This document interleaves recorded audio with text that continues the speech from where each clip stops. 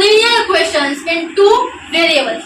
तो इस वीडियो में हम करने वाले हैं इंट्रोडक्शन, ठीक है, कि ये जो हम चैप्टर के नाम की बात कर रहे हैं कि pair of linear equation in two variables, ये इक्वेशन लीनियर इक्वेशन वेरिएबल्स होते क्या है, ठीक है। आइए स्टार्ट करते हैं। देखिए सबसे पहले बोला है पेयर। पेयर का मतलब क्या है, कोई भी हम दो चीजों की बात करेंगे, ठीक है।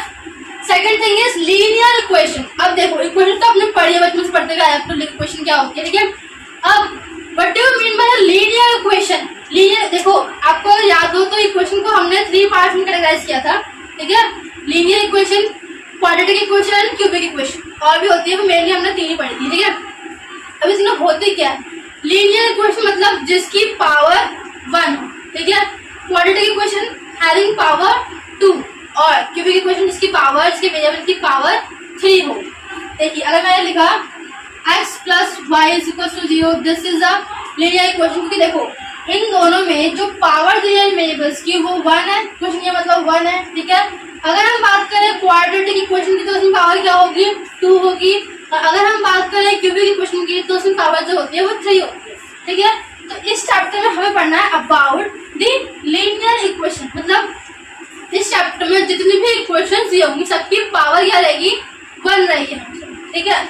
और सेकंड चीज इज 2 वेरिएबल्स। आपको पता होगा वेरिएबल्स मतलब पूरे हमारी अल्फाबेट्स की बात कर रहे हैं, ठीक है। और 2 वेरिएबल्स मतलब इसमें हर इक्वेशन के अंदर मिनिमम 2 वेरिएबल्स का यूज होता है, जैसे मान लो एक्स वाई ले लिया, पी क्यू ले लिया, आर एस ले लिया, एक्सेट्रा, ठीक है। मतलब pair of linear equations and 2 variables. Chapter का नेम से आप लोगों ने क्या समझा कि हमें इसमें लीनियर इक्वेशंस के बारे में पढ़ना है, ठीक है, जिसमें कि 2 वेरिएबल्स का यूज होगा, ठीक है। और पेयर यानी कि हर क्वेश्चन में मिनिमम हमें 2 इक्वेशंस दी, ठीक है।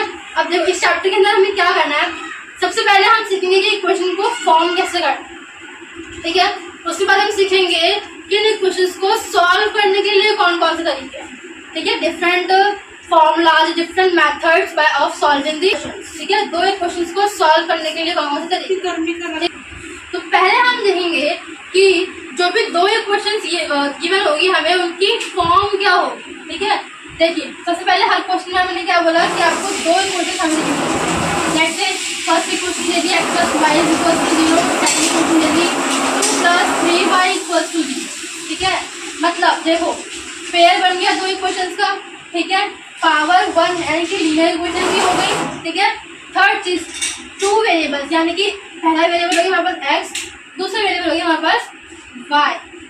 अंडरस्टैंड, मतलब इस चैप्टर में हमें हमेशा 2 इक्वेशंस गिवन होगी, ठीक है। अब हमें इनको फॉर्म कैसे करना है, सॉल्व कैसे करना है वो हम सीखते हैं, ठीक है।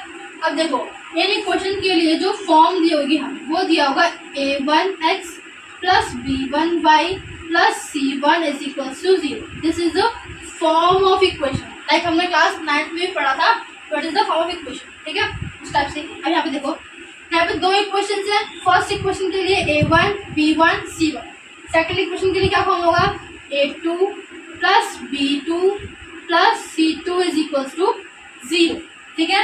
यानी कि जो भी फर्स्ट इक्वेशन के अंदर जो वैल्यू x के साथ होगी उसे हम बोलेंगे ये a1 है, जो वैल्यू y के साथ होगी उसे हम बोलेंगे ये हमारे b1 है, और जो हमारा सिंगल कांस्टेंट दिया होगा मतलब सिंपल जो नंबर दिया होगा उसे हम बोलेंगे कि ये वैल्यू हमारी c1 की है, ठीक है।